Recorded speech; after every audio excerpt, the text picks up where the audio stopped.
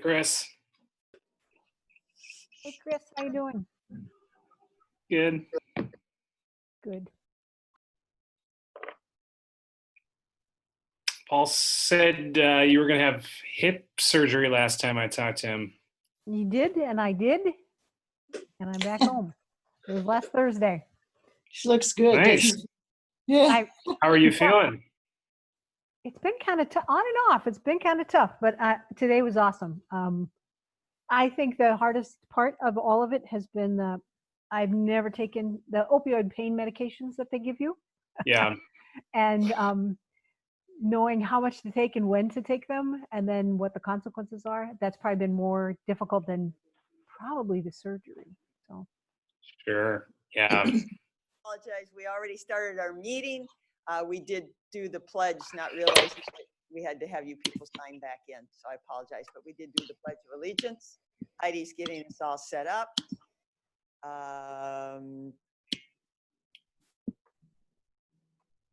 Okay, is everybody on that wants to be on? Chris, can you hear us? I can. I apologize for that. And okay. Yep, we can hear you anyway, Marcia. All right, I appreciate it. Marie, you're all set? Yes. Okay. All right. Anybody else staff-wise that needs to? Maureen, you're okay?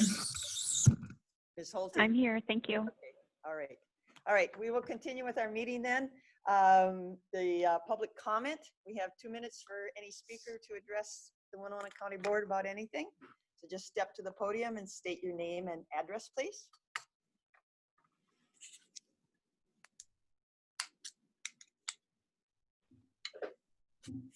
My name is Bill Rokamp, and I live at 130 Oscamp.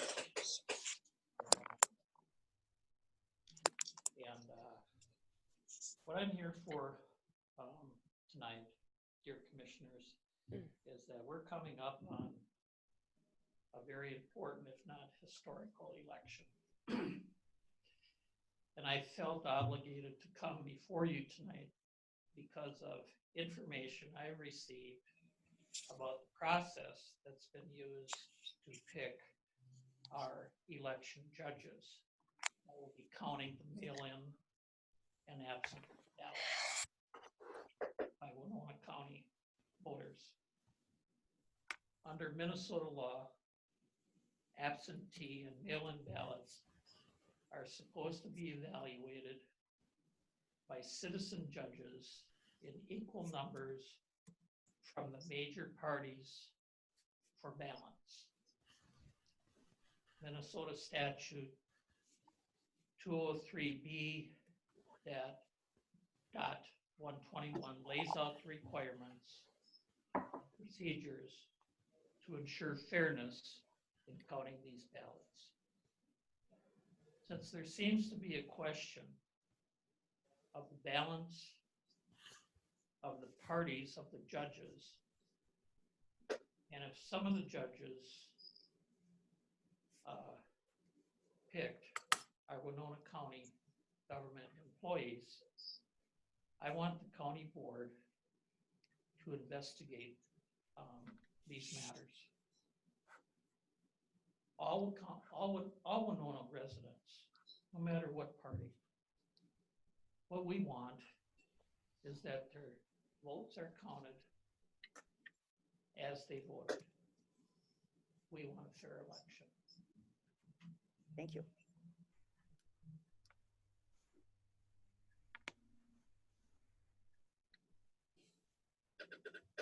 My name is Jerry Pappenfuss. I live at 215 Main Street in Winona.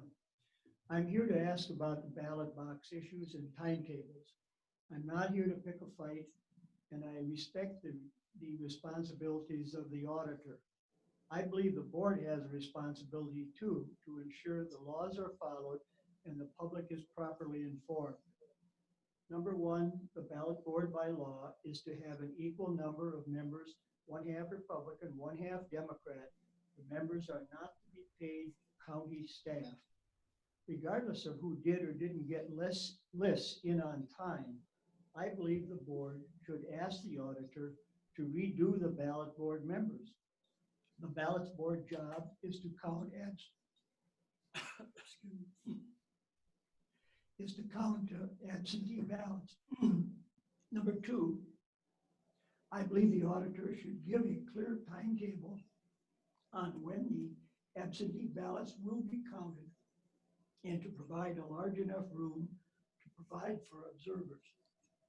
Number three, I believe the auditor should issue a clear statement about when ballots must be postmarked and by what hour and date they must be received in the auditor's office. Number four, I believe the auditor should clarify if an absentee ballot must be signed by the voter and whether a witness is necessary. Number five, most people don't know you can come to the government center and vote using a machine to record your vote just as you do on election day. It's all spelled out already. I asked the board to ensure that the general public is aware of all of these issues. I'm asking for fairness and I'm asking for good and better communication. Thank you. Thank you. Is there anyone else wishing to address the county board? Is there anyone else on the video option wanting to address the Winona County Board? Okay, seeing nobody rising to speak, we will continue. Item 4, approval of the county board minutes from September 8th. So moved. Second. We have an approval of the county board meeting minutes from September 8th by Commissioner Olson, second by Commissioner Jacob. Any discussion? All those in favor say aye. Aye. Aye. They are approved. Item 5, consent comments and approval of the agenda. Mr. Fritz. None of it changes. Okay, Commissioner Meyer, Nothing for me, Madam Chair. Thank you. Commissioner Kavesi. Yes, I have some announcements at the end. Okay, announcements. Commissioner Olson. Nothing for me. Okay, I would like to pull item 6.12 for a separate vote. So we'll make 6.12 7.0. And I may have a request for board action. And I'm sorry, Commissioner Jacob, I jumped the gun. Sorry. Yeah, one future agenda item. A future, okay. Apologize, I shouldn't. Okay, Attorney Sonneman? I have nothing to. All right, okay, with that change, a motion for the amended agenda? Move it for the amended agenda. Yep. Second. And a second by Commissioner Olson. We have a motion to approve the amended agenda by Commissioner Jacobs, second by Commissioner Olson. Any discussion? All those in favor say aye. Aye. Aye. Aye. Okay, agenda is approved. Mr. Fritz, if you'd read the consent business, please. All right, can everybody hear me? Yes. Yes. So the consent business department recommendation 6.1, approve CARES allocation for Catholic Charities Warming Center equipment. 6.2, approve additional CARES funds to Winona Health for COVID-19 testing. 6.3, approve amended closed session minutes from August 25th, 2020 county board meeting. 6.4, approve LG 214 premises permit application for Eagles Club. 6.5, approve resolution to cancel stale warrant checks. 6.6, approve monthly resolution. 6.7, approve one-time grant for Winona County's family child care providers with CARES Act funds. 6.8, approve renewal of purchase of service agreement with St. Charles Public School District 865 for transportation of children and youth in foster care placement. 6.9, approve service charter agreement between Winona County Collaborative and Winona County for funding to the Pages program. 6.10, accept certificate of performance and authorize final payment for SAP 085-599-077 and SAP 085-625-065. Item 6.11, reappoint Winona County Assessor. 6.12 has been pulled. 6.13 is accept bid from Harder's Quick Cleanup for county buildings and parks collection of solid waste and single sort recycling services. 6.14 approve CARES Act funds for vital records marriage records imaging project. 6.15 approve transfer of funds for sales tax fund 04 to road and bridge fund 03. And 6.16 is confirm payment of disbursements. That concludes the consent agenda. I'll move to approve the consent agenda as read. Second. We have a motion by Commissioner Jacob, seconded by Commissioner Olson to approve the consent agenda as presented. Any discussion? Just one point, I know he's not with us, I don't know if he's listening in, but we are reappointing Steve Hacken as our assessor. And Steve has really been a good neighbor to our, I believe, Wabasha and Fillmore, of really helping out. Assessors are under a great task to get the right certifications. It's not something that's easily done. It takes time. And they were without, so Steve stepped in and helped them. And I know that those counties were greatly appreciative of his cooperation. So thank you to Steve Hacken. All those in favor of the motion say aye. Aye. Aye. Opposed, nay? Approved. Okay, approved. General business, 7.0, which was 6.12, sorry.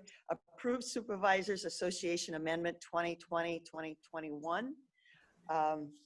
This is adding what I consider a new position to our wage grid. It has to do with the jail. And I do remember having a conversation. I'm not sure, my memory doesn't tell me when or where it was, but I know I asked the question if it would require us to do any different staffing in the planning and preliminary stages. And I was told, no, we could handle it. Well, now we're making a supervisory change. We're adding a jail coordinator position, and then we will need to add an assistant jail administrator. And so it's that slow creep of government growing.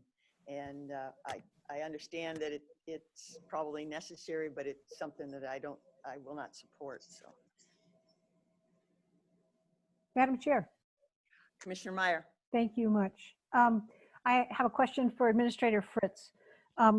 In terms of county staffing levels, if you were to think about our FTEs today versus where they were 10 years ago, what is the difference? We're a couple less than we were in 2012. Okay. And is this change is going to facilitate the jail project, right? Yeah, when the resolution was passed to move to the next step of the jail, a jail project administrator or a manager was included in there. It's a temporary position to last the time during up to the construction of the jail, and then somewhat past that to make sure that all the operations and staffing and all that kind of thing are in place. Okay, so it's not what you're saying is it's not a permanent position. No, and the jail staffing overall will have to be evaluated as we move through the design process. But this position is needed to move the project forward in the meantime, and then it's intended to be a temporary position. Eventually, the jail will have a jail administrator, and then whatever other staff is required for the jail as it's designed. Thank you, sir. I understand that Commissioner Ward has her principles, and I appreciate that she stands by them. I recall hearing about this position, and I certainly support this approving. I support approving this Supervisor Association amendment, and so I would make a motion that we go ahead and approve this. Commissioner Kavesi, second. Okay, we have a motion made by Commissioner Meyer, seconded by Commissioner Kavesi to approve the Supervisory Association amendment. Any further discussion? I guess, Great, Commissioner Olson. question for Ken. This is a temporary assignment. When does it start? It's technically already started. Steve's been working in that position for the last probably month as we've gone through the programming portions of the project. Mr. Jacob. So when is how long? I mean, how long is the temporary position slated for?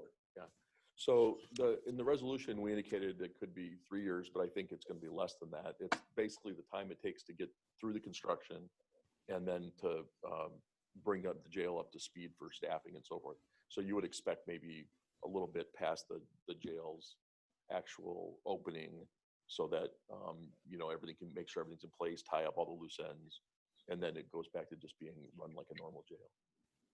It really coincides with the project, not, it's not part of the lasting jail administration. To me, temporary would seem like 6 months. A 3-year position, I don't understand how we terminate someone after 3 years.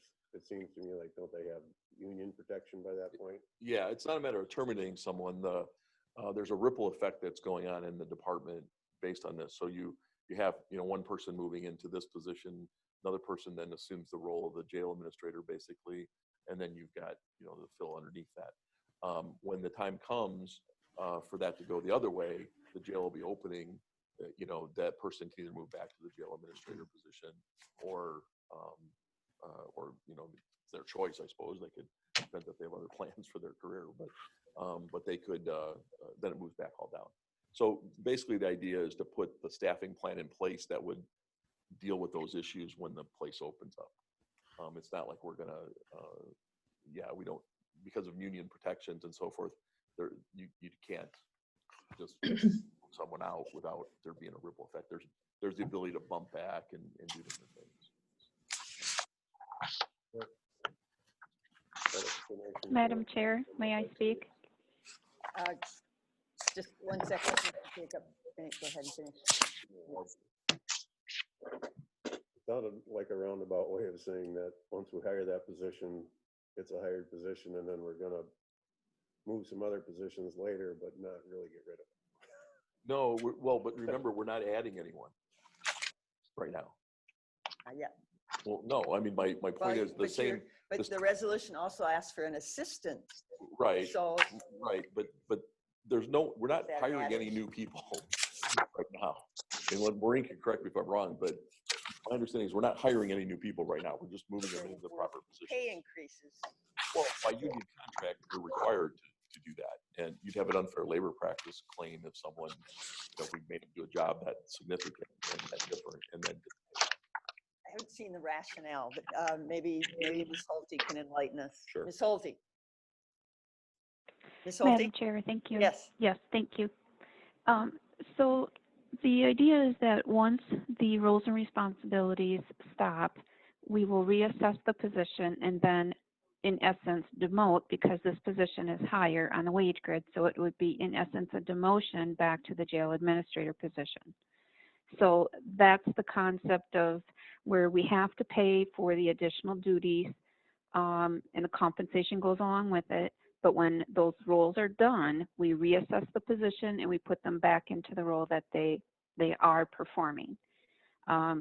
So I understand what you're saying, but it is temporary in essence up to the term in which we are building the jail. And Maureen, we're not backfilling at the bottom with any new hires, right? We won't know that until the trickle effect happens. So once we have the jail project manager, then we need to have the assistant jail administrator, and then depending on who gets that position as to would somebody internally take that person's job, and then it's just a trickle effect until we get to the bottom. But in concept, we should not have to, because right now we have one position internally that we should be able to move around roles and responsibilities so that we do not need to hire another person. And Right, that includes that jail transition team, Right. where we need to have 1 or 2 people fill in and help get all the policies and everything in order for the opening. Yeah, my point was that we're not planning on adding any FTEs. No, if anything, there's a potential if we have turnover that we Well, don't yeah, know but I about mean, right now. barring But any- other than that, Right, that we're just not adding to the employee count. We're moving people into the No. roles that we need to do this project. Okay. right. I mean, the only way that that could not be true is if nobody internally applies for a vacancy. That is the only scenario that I can think of. But then we do have the right to reassign somebody if that is what we deem needs to be. Right, right. So I And that- agree with you. Yeah, okay. As, as all those One ifs other go. Clear or not, but that's, you know, One other thing that draws a little angst is we used to have a very clear cut, and maybe it's still, but it's internal. We had a personnel committee, and when people wanted to add a position, there was a committee, and we abandoned the committee and staff. But this was, it feels a little disingenuous to me, is that this position ultimately costs us more money. I mean, it's not a lot, but it is. And you asked how many more employees, Commissioner Meyer, maybe no more employees, but we've had 3% and 4% increases over 8 years. That's quite a few dollars. So it's based, but what I understand is, you know, this came from the sheriff, the jail administrator, and the chief deputy. Nobody from you know, they worked it out and then came to administration, and that isn't usually how we add positions to our employee union grid. no, that's, if you remember, the board passed a resolution creating the jail design and construction committee, which included the position of jail project manager in it. And I thought at that point in time, I can't document it, that was going to be Steve Buswell, and he was going to be able to handle it.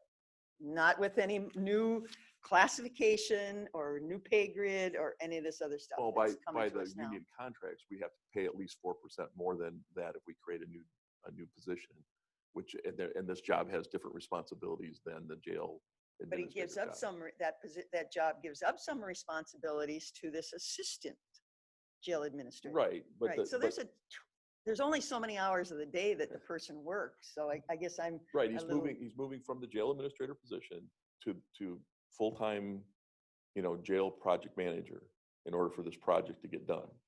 So. And don't we have somebody in the independent world with the contractors and everything doing that? We have a same number type of thing? people on the project. It's a good-sized project. Yeah, it takes more I than. thought we were paying somebody with one of the architectural firms or one of the design No. building firms to do some of this work. We have a consultant that's working with us on parts of it, yeah. But there's still a staff that has to be in charge of the project. We don't have, the consultant is there for guiding us on jail-specific functions as we go through design. So you have the architect, you have the consulting, the jail consultant, you have the project or the construction manager, and then you have the jail project manager, which is Steve. And then, of course, the committee, which is kind of involved in the whole thing. All right, well, I can beat a dead horse, I guess. I mean, I think from my perspective, I understand it's a situation where not everybody agrees, but we were asked to go forward with the process of designing and constructing the jail. The resolution has us providing the information to the board on 2 different types of facility. One is 78 beds and one's 98 beds, and that'll be moving forward. Each of those has its own characteristics with it. Depending on what the board decides in terms of the size of the facility, that will also dictate, and the design will dictate the staffing of the facility. So that staffing plan will have to come back as well. So this is a complicated project that has a lot of moving parts. It's not going to be just, we hire this jail administrator or jail project coordinator, project manager, and that's done. There's a lot more that's going to involved in this whole process. And so the board will have those things coming to you. The next board meeting we have under the jail consultants contract as well. Tom Weber, who's been assisting the county in that process. So there are a number of parts to this, and it's not an inexpensive process. And the Department of Corrections will come in and tell you if you've done it right or wrong. Well, we're working with them right up front. So, and that's one of the reasons we have Tom Weber and also the architect to make that connection with the DOC. All right, we have a motion made by Commissioner Meyer, seconded by Commissioner Kavesi to approve. Any further discussion? We'll do a roll. Commissioner Jacob? Yeah, so I'll just say that I do share your concerns, Commissioner Ward. And it's true that we will have to make a decision. It could be 78 beds, could be 98 beds, or there is a remote possibility that neither one of those options would be acceptable. And you know, so there's three different directions that it could ultimately end up going. And so this does feel like at least an expansion of staff just to facilitate the process. And I'm tending to agree with you that it would be a mixed signal if I vote to support this, because I'm supporting the process to expand. It's the first. I must be in agreement with expanding to a 78 or 98 bed facility. If I support this motion, it must be because I'm on that page and I'm not there yet. So I'm gonna vote with you to not support this expansion. Any other discussion? Okay, we'll do a roll call vote on this one. Commissioner Meyer, Meyer votes aye. Commissioner Kavesi, Commissioner Kavesi. Kavesi votes aye. Okay, Commissioner Olson, Olson, aye. Commissioner Jacob, Jacob, nay. and Ward, nay. So it does pass 3-2. All right, thank you. Moving on, 7.1, approved contract with In Vivo Health for random drug testing. And who's covering that one? What page is that? That's page 6. Yeah, sorry.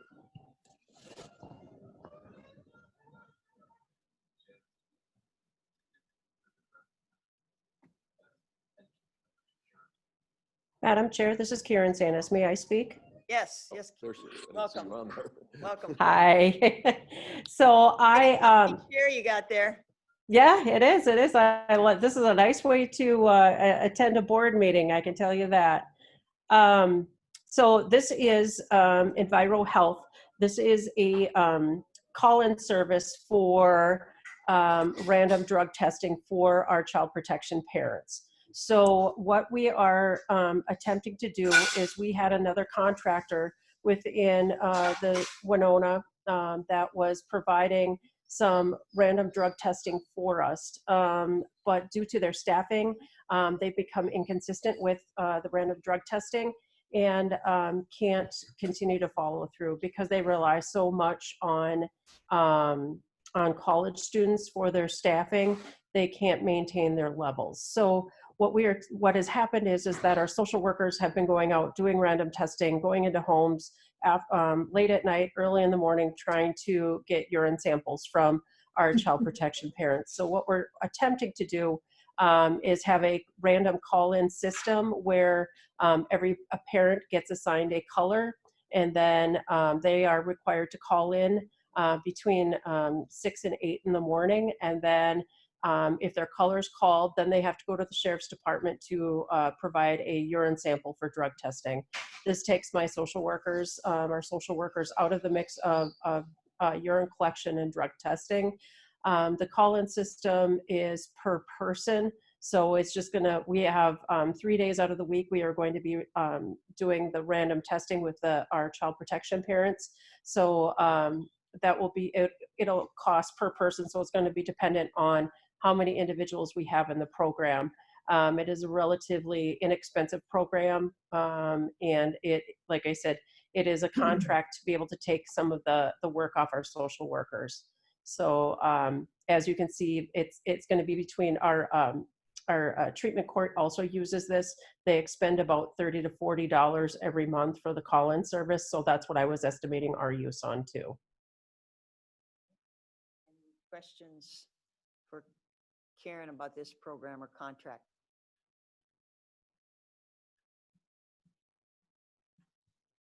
Yeah, I'll have one question. So it says this change could potentially be a cost savings for Winona County. Could it also be more expensive? Well, I mean, we're gonna have to see how it all comes out in the wash, but we are currently paying another provider to do tracking services for our child protection parents and our juvenile justice kids. So our child protection parents, they're charging us between $20 to $45 per day. And so we want to assure that, in the long run, it should be a cost savings for us. The question I have is that the county is still in charge of who and how often they're tested, correct? That is correct, yes. John Loomis, our Children and Family Services Supervisor, does the calendar every month and submits it to the call-in Enviro Health, and then they end up doing the colors per, to assure that it is random. But John does do that scheduling. Okay, so we're still in control of that. Okay, thank you. Yeah, Any other you're welcome. questions? I'm going to Karen? make a motion to approve the contract with Enviro Health for random drug testing. Okay, we have a motion by Commissioner Jacob, Second. second by Commissioner Olson to approve the contract with Envivo Health for random drug testing. Any further questions? We'll do a roll call vote. Commissioner Meyer, Meyer votes aye. Commissioner Kavesi. Commissioner Kavesi. Kavesi votes aye. Okay, thank you. Commissioner Olson, Olson, aye. Commissioner Jacob, Jacob, aye. and Commissioner Ward votes aye. Approved. All right, thank you, Karen. Thank you. Enjoy your evening. Yes, thank you. Okay, moving on, 7.2, discuss continuation of county board virtual meetings. And I know Attorney Sonneman sent us some late afternoon emails. Yeah, I did that because, Madam Chair, because I didn't know this was going to be on the agenda. Nobody told me. Okay, So all right. I well, looked at the thank you. agenda and, but I mean, I pretty much had the answer for you anyways Yeah. before when you brought it up. And then I did submit a inquiry to the Department of, or the Data Practices Office. And lo and behold, they answered today, same day. So it's like, whoa. So bottom line is, depending on what you want, and I think Commissioner Jacob, you had brought this up, it's doable. There's two ways to do it.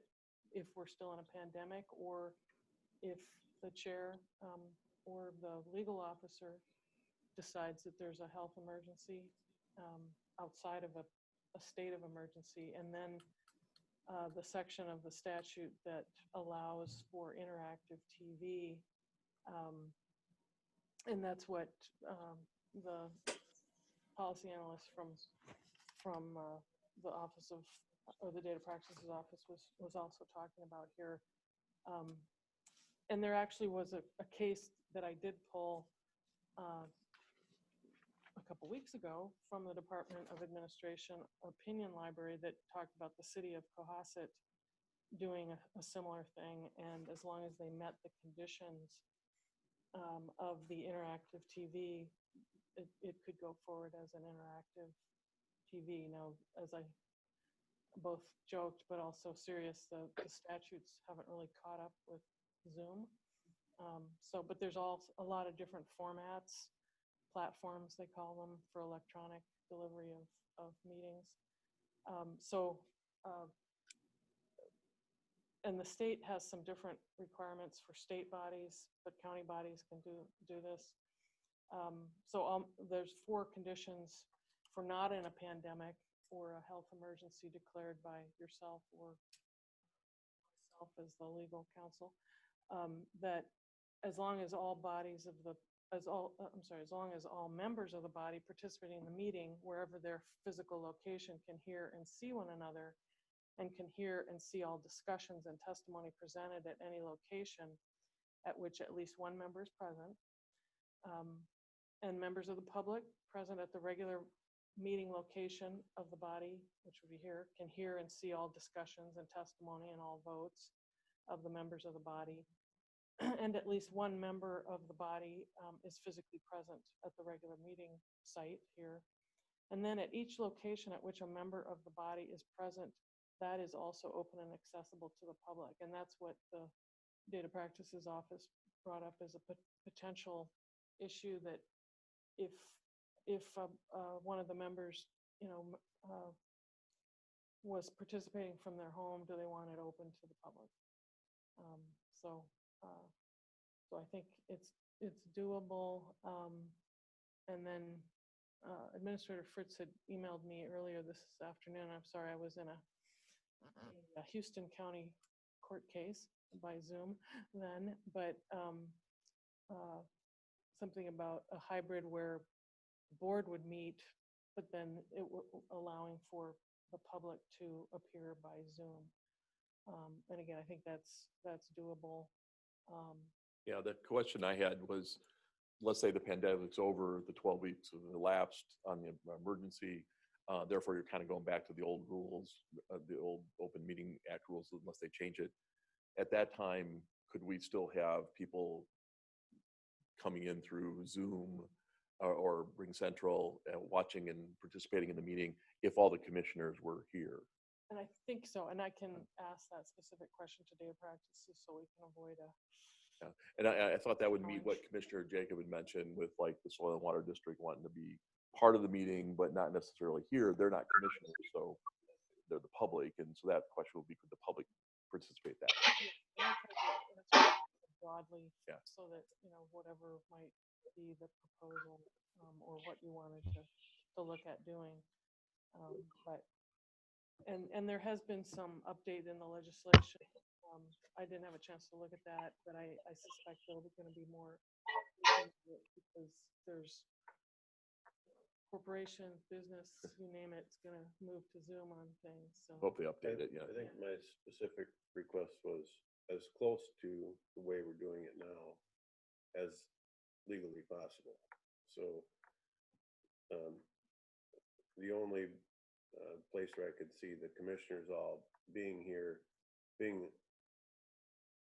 what would add more flexibility is I'm the kind of person who I can bear through any cold and I can show up here, but you might not all want me here. Right.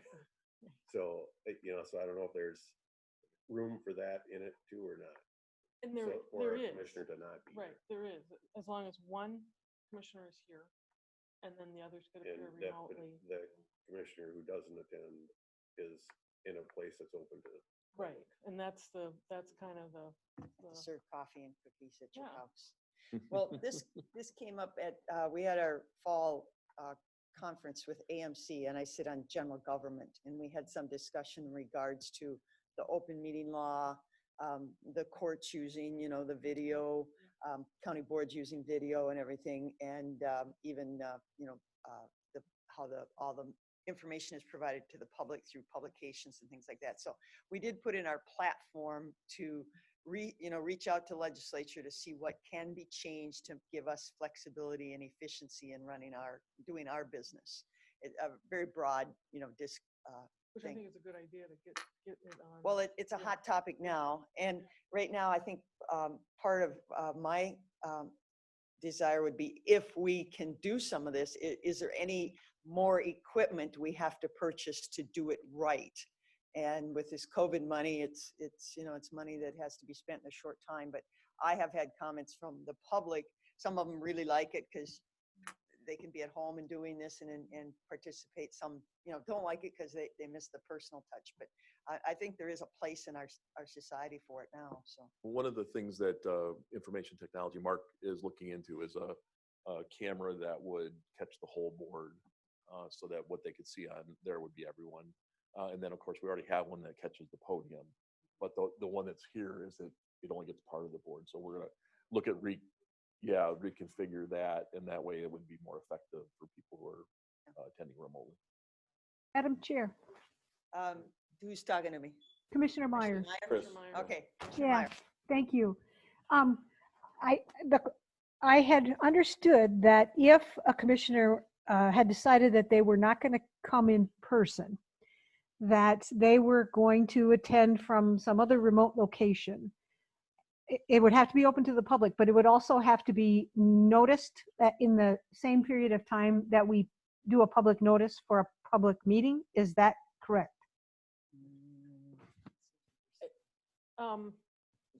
It probably is, where you are, but that would be something I just need to double check. Yeah. Again, this advisory opinion that came out about the city of Cohasset, there was a question because there was a remote, one of the members was appearing remotely and somebody had complained that it was not accessible to the public, and it didn't really talk about the notice requirement, so. Yeah, because I mean, it might not work so well in the situation that Commissioner Jacob mentioned. So let's say there's a bad weather, unless you wanted to plan, I don't know, to do the January, February meetings from the St. Charles community center, St. Charles city offices or something, their community center there. But I mean, yeah, I think it makes a little bit of a difference if you have to notice wherever the board member is going to connect from. Right, and their discussion at the AMC was, say a board member's retired and they spend half the year in a warmer climate. Can they zoom into the meetings? Well, I think that's Well, what would we happened have to with Cohasset. provide airfare to the warmer climate? Yeah, right. for the public? That was a question and concern, and I've heard that where commissioners may be gone for 2-3 months out of the area, and they don't even participate. So Yeah. that's not desirable either. So yeah, No. there's a few little glitches. So in general, I mean, I would say that even if it worked out that we couldn't have all the commissioners attending remotely because they're actual members, elected officials, that even to allow the public to attend remotely has, I think, some benefit to it. And then, given the limitations, there might be some reason that a commissioner might want to, in advance, decide that they're going to attend from somewhere else in the county. But I think that has maybe a little bit less appeal. So, otherwise, I view this favorably as long as it could be sorted out. So do we need a motion, or do we still need, or is there still further? I would ask if I could have further time to address like the issue that Commissioner Meyer just brought up. And maybe also, since AMC is looking at it, there might be some more information. There is a data practices commission that used to meet. I don't know if they still do. It's a legislatively created body. And from time to time, there's changes, obviously, in the statute. But rather than just immediately moving to that, I'd like to lay out, here's your options and here's what would have to be done, like notice of whether we need to notice. Yeah, if you, Commissioner Jacob, are appearing from, the Altura township or the Whitewater Township. Okay, there you go. We went up to Altura. What Altura that we went up to? Yeah. Okay, so just more, you're asking for more time for more clarity. To put together if you want to call it a memorandum and lay out, here's how you can do it. Okay. I feel like I haven't heard anything back, especially from the media, and the goal is complete, interactive, transparent government, and I really feel like we're doing a good job meeting that as we are. So unless there's something, I certainly can see there's been a number of times where I'm leaving, weather's bad, I might have to leave 2 hours early because it's a 45-minute drive for me no matter what. If it's snowy and whatever else, I don't know if I'm going to make it. I've been in that boat before where I've gotten halfway in and gotten a phone call, and I'm like, well, it would have been nice to know before I braved this at 7 in the morning. Calling from the ditch. Yeah. So I think there is, I think as long as we're meeting the intent of transparent, open, interactive, accessible government, I'd like to see it stay as close to this as we can. So whatever, that's my goal. Sure, and I'll put some together. Like I said, here's how you can do it. And Okay. the response I got from Data Practices Office was, I think, real positive. Like, they're not saying you can't do it. It's just make sure you meet all the conditions. And I think so the notice provision that Commissioner Meyer brought up is a good one to double check on, because I'm not sure, right? You have to notice, everybody's house where they're coming from. I guess I don't quite understand the need for that, as long as you're available for everyone to talk to you and you can talk to everyone on the screen. I mean, that makes you available, doesn't it? To It the does, public? but this part of the statute was written, I think, long before there was any Zoom or internet. Sure. Okay. It's interactive come over TV, but your it's not what we have now. Yeah. Madam Chair. Commissioner Kavesi. Yeah, I'm in favor of it, of the idea so far. I think it does give more flexibility to the public and also to our staff. There have been times when we've had, the chairs in the room and the staff were waiting for their part in the meeting. Whereas now, if they're participating by Zoom, they can do some other business, and then when their time comes up, so it actually increases the efficiency for our staff. Yes. The option for the members to be off-site does require a little bit more planning if we have to announce it 2 weeks at whatever, when the meeting is announced.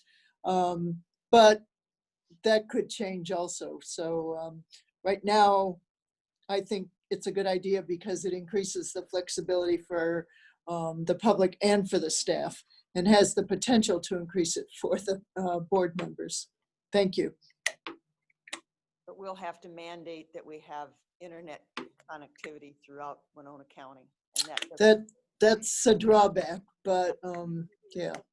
Yeah, that does not, we're not fair and equitable to all our hills and valleys. That's an issue, right? Yeah, it is. I mean, I didn't have anybody complain with our public hearings, but I know the city of Winona, one of the first public hearings with the annexation issue, there was a lot of people that lived in the valley that it concerned, and they couldn't, make it work.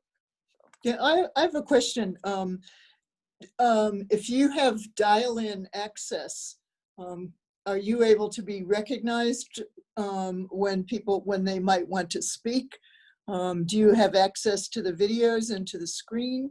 And I don't know how many people we have that are still on dial-up access.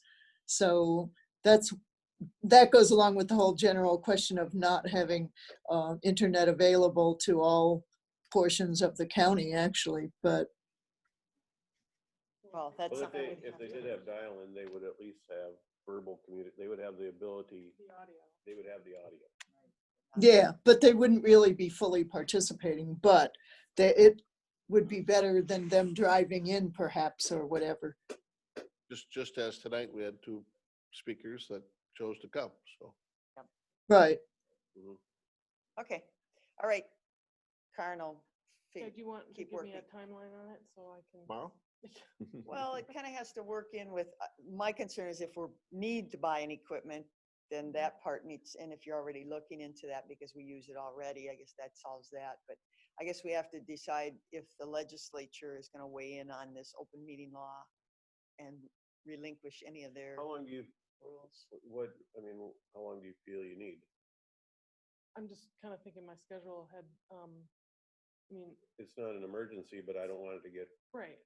pushed back. Just thinking of,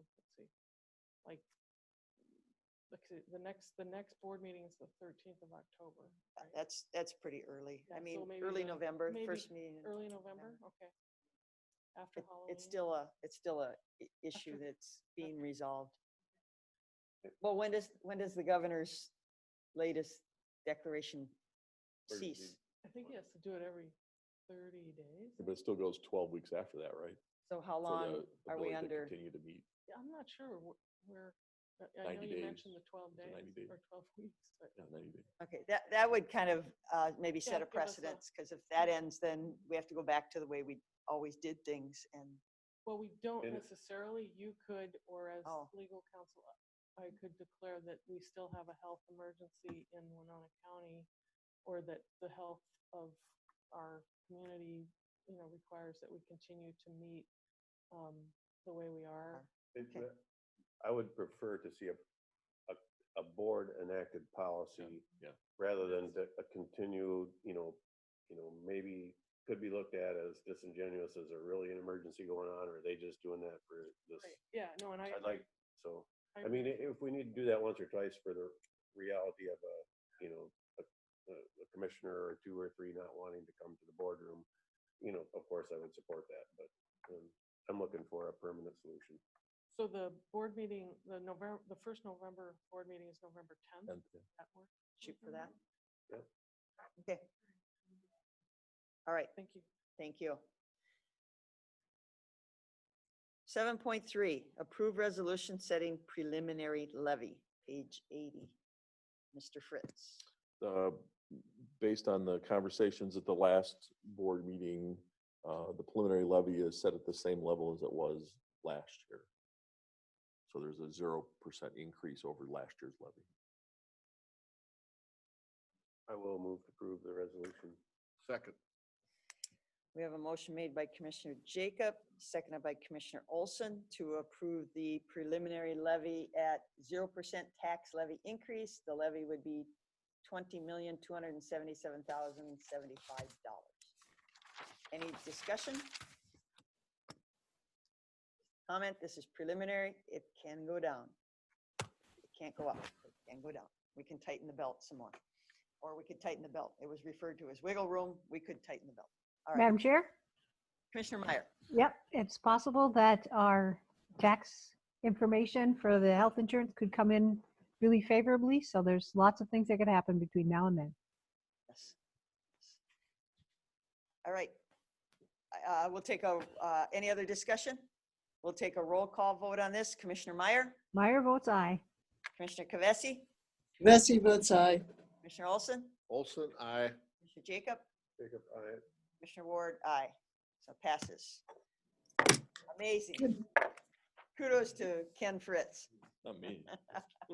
and all the staff. I mean, the The staff has staff, worked on things. Mr. Moga, finance staff, all department heads, everybody. Thank you. Thank you very much.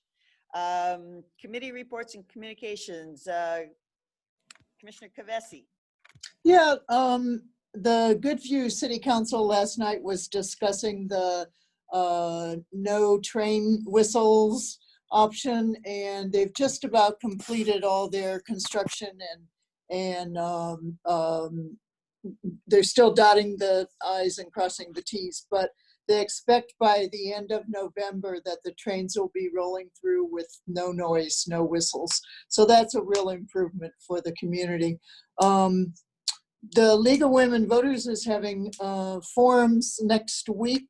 Monday, dealing with City Council and City Mayor's race, Winona City. And second round is dealing with Winona County District 3 and 4 commissioners. On Tuesday is the legislature, the Senate, and the House on a second session. And Wednesday is the Winona Area Public School districts 3, 4, and 5. So those will be available later through the League of Women Voters, or if you go to the website, you can tune in and watch it live. I want to thank Ben Klinger and the emergency department for organizing the 2-day testing program that we had. It was extremely well organized. I was estimating that we had 2,600 tests in the 2 days, and I found out we had 2,562, so that's pretty darn close. And the results are already coming back, so you already know if you need to take further action or whatever. But it was just a very successful 2 days. The people moved through very quickly. I was on traffic, so I saw every one of those 2,652 people that came in. But it was just a very successful event and a good public event. And thanks to Ben Klinger. So those are my announcements. Okay, thank you. Commissioner Jacob, request for. Yeah, so in light of the two citizens that stepped forward with concerns about our canvassing process and I think it was back in January that we personally, as a board, okayed those appointments. I would like a future agenda item to review the process and makeup of the election canvassing board to make sure that it's been properly balanced and is fair to both the Democratic and the Republican parties. I would agree. I've had a number of calls and concerns as to what happened and how it happened, but there's a lot of confusion, especially some of our rules and laws changed as far as the timing for early voting and mail-in voting and everything. And I know, in fact, I heard today, the city of La Crosse was having a whole forum about voting on their radio. Yes, I think we need to provide some more information to the public. Yes. So, Madam Chair. Commissioner Meyer. Yeah, thanks. Yeah, I appreciated them coming forward to speak because frankly, it's the first that I've heard of it. So I would appreciate more information. As you mentioned, confusion, Madam Chair, I'm like, yeah, I'm not really sure what the problem was. So I would appreciate knowing a little bit more, hearing from our auditor treasurer. And yes, certainly I want everyone to feel confident about the voting process in our county.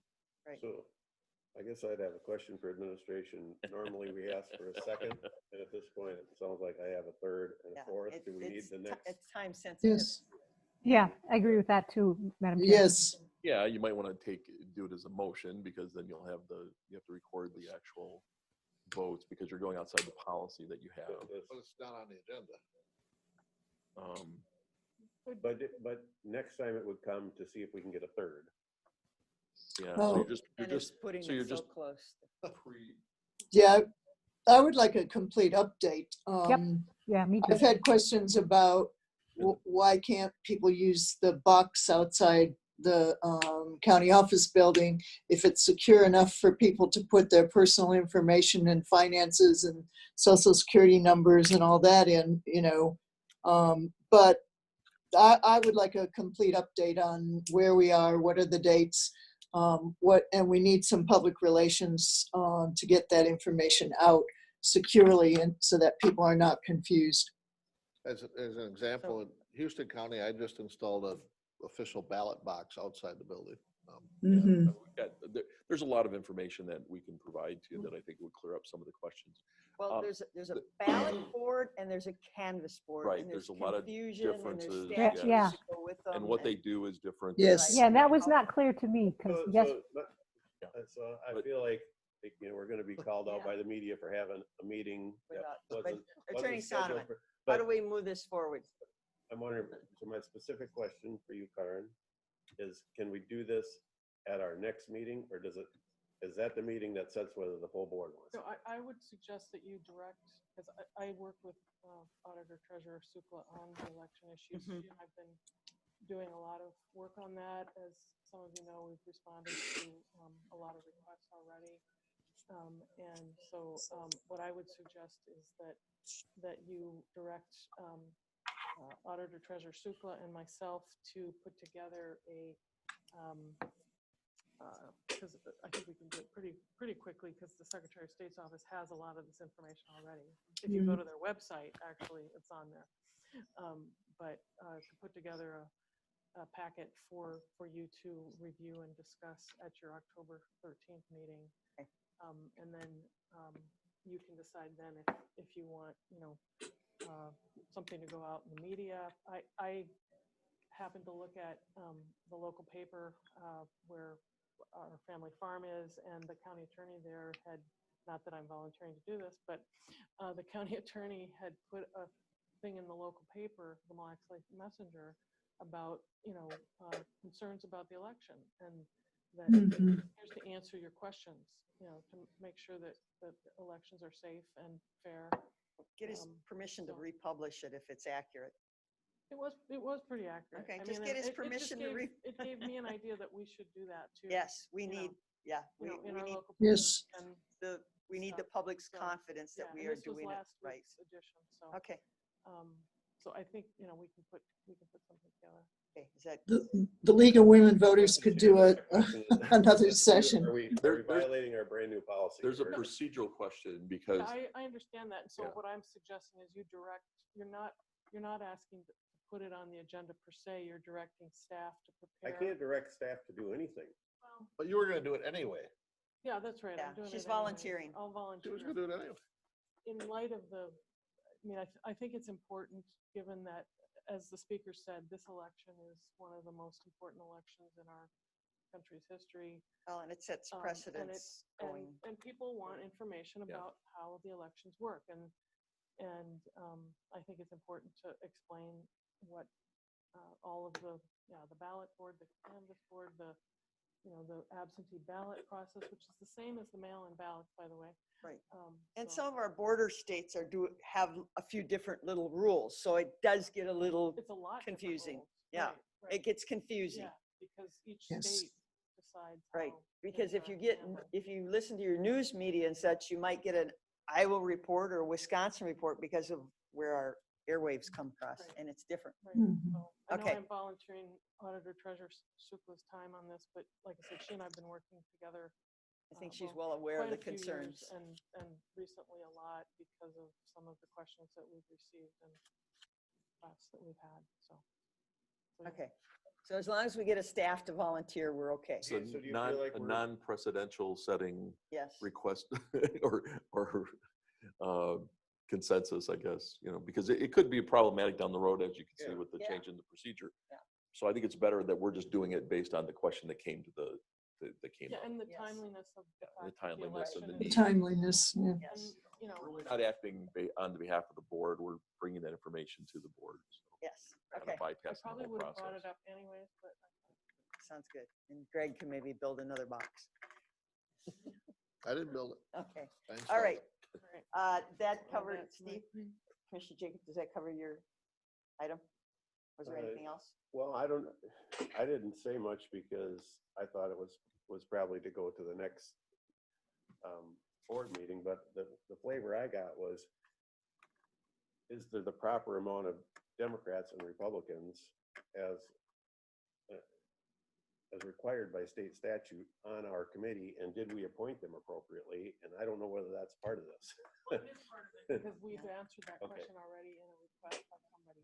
Yeah. There is another part of the statute that says there's an exception to that where you can appoint other people who are not, that there are county staff members are exempt. Republican, Democrat, split. And you'll bring that information. I'll bring that information in. Okay. in- All right. Okay, Want to read the Yeah. whole notebook I have? It's about this No, big, but you yeah. want no. the Cliff Notes. Yeah. All right, Commissioner Jacob, are you good Yes. with that then? Okay, all right, so that covered Yeah, my I took some concern good also. notes from their Okay, comments too. yes, so. because there's a lot of angst. Okay, anything else to come before the Winona County Board at this time? Move to adjourn. Second. We have a motion by Commissioner Jacob, second by Commissioner Olson to adjourn. Any discussion? All those in favor say aye. Aye. I Nay, adjourn. Take care. Thank you, people. Have a good Thank evening. you. Thanks. Yes. Stay Bye-bye. healthy.